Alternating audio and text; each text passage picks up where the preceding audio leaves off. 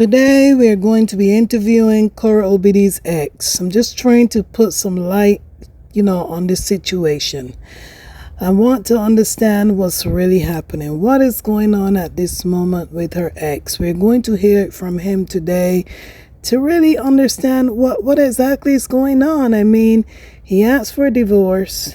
It's going on almost 18 months now, and we are back here reliving this again. And when I say reliving this again, this is a whole new spin. This is high side of things, and we're going to get to hear what's really going on, what is affecting him, what is bothering him so much. So let's hear it from Korra Obidi's ex. I can't believe I'm doing this, but I'm going to break the rules because the rules don't seem to matter.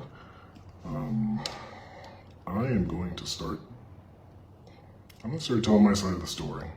I'm not going to bash anyone. I am not going to do anything like that. I was sick yesterday. I wasn't sick yesterday. I was in a bad mood. I was depressed because my reputation, my life is being destroyed by my ex-wife. And she's making a lot of money, somewhere in the neighborhood of $2 million over the last year, crafting a story about how I'm a horrible human being.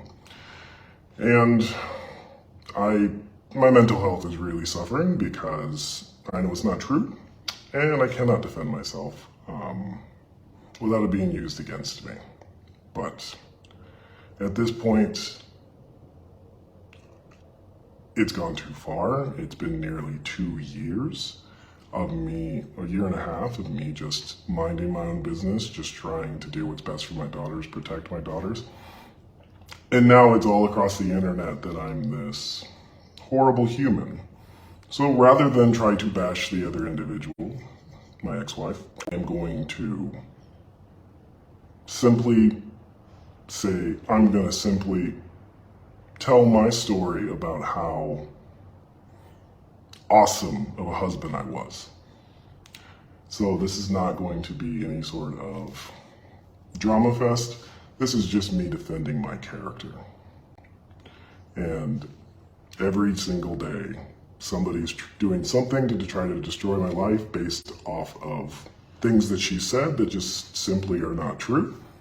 And I'm not here to make money. I am here because it's really affected me that I'm violating court orders talking about this, but it doesn't seem to matter.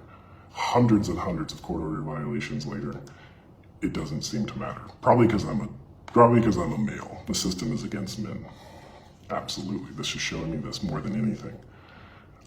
So we met. First night we met, we went out to the club and we had a fantastic night. We both got very intoxicated and she came back to my house, and being the gentleman that I was, I refused to sleep with her on the first night because I deemed her and myself too drunk. So we did not. And the next morning, that was the only day we spent apart in China, was the next day. From the following day on, we spent every single day, all day together, except for when I was at work or she was at work. I fell in love with her very quickly. Within probably 3 weeks, I knew that this was the person I was going to marry. And that's not something that, I took lightly at the time, or I still don't take lightly now. I'm so frustrated I even have to talk about this, but at the end of the day, you got to defend your livelihood. So our relationship was perfect in China, to be honest with you. She treated me with respect. She treated me like I was a king, and I returned in kind.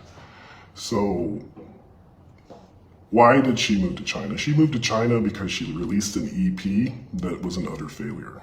And she moved to China because she wasn't making money as a singer, as a dancer. She had broken up with her boyfriend, and she needed to go and make some money.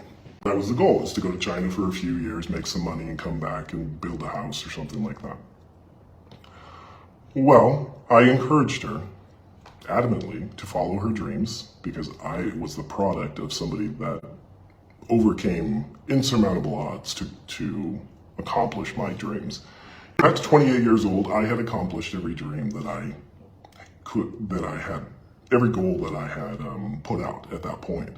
So I was extremely happy with where I was, and I knew what it felt like to accomplish something very difficult, to accomplish a dream, and then actually see it occur. And I wanted that for her. I wanted that for my wife, soon to be wife at that time.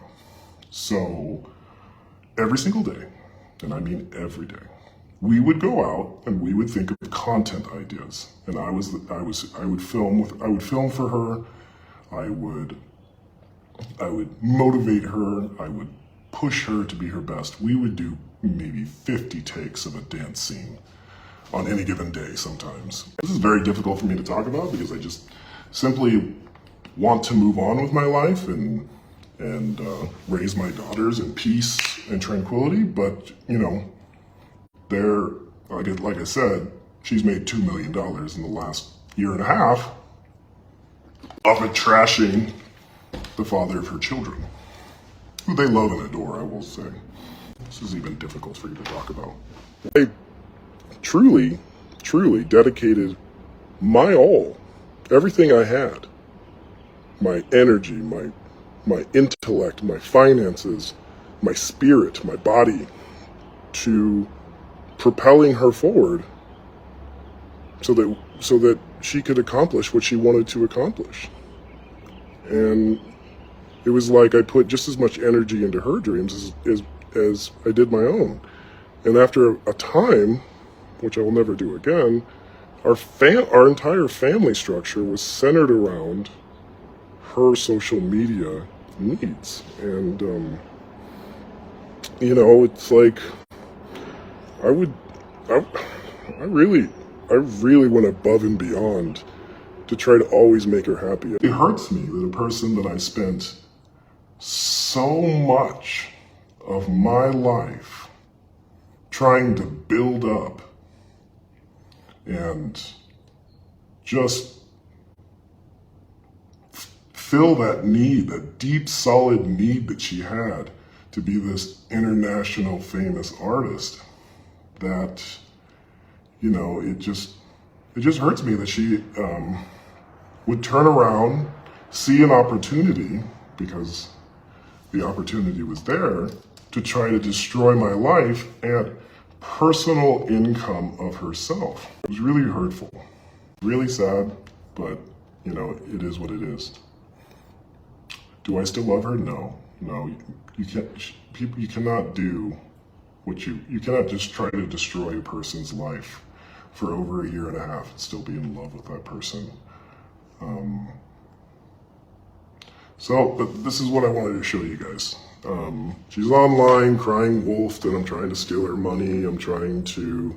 She's always talking about how she is poor single mother, struggling to feed her children. But if you look at this is her Facebook income for 1 month. $85,000 for 1 month of tarnishing my name. There's her name, Chuku Funaya, Anita Dean. $85,000 in 1 month off of trashing me. So I shouldn't even be making this video. This will be used against me in court. But it is a tragedy to humanity that someone that could do so much for you, you turn your back on them and try to destroy their life. It is a tragedy to humanity. It is an injustice, and I'm really questioning humanity right now, because you're all there sitting and believing it because she said it, so it must be true. So I can categorically say that everything she said about my character is false, and I've proven and won in court time and time again. But it doesn't matter because the headlines are the headlines, and she's just doing this for money. She's making this shit up all for money. She starts seeing the money. She starts seeing when she talks badly about me, it makes thousands and thousands of dollars a video. So she does it more and more and more all the time. So I've now said, defended my own character. I have now defended my own peace of mind, and I don't intend on talking about this subject again. I am not going to come on here and bash my ex and say all the horrible, horrible things that she did in our marriage. It's over. I need to think about the kids and moving forward. And right now what she's doing is destroying my little girl's future. It's unacceptable.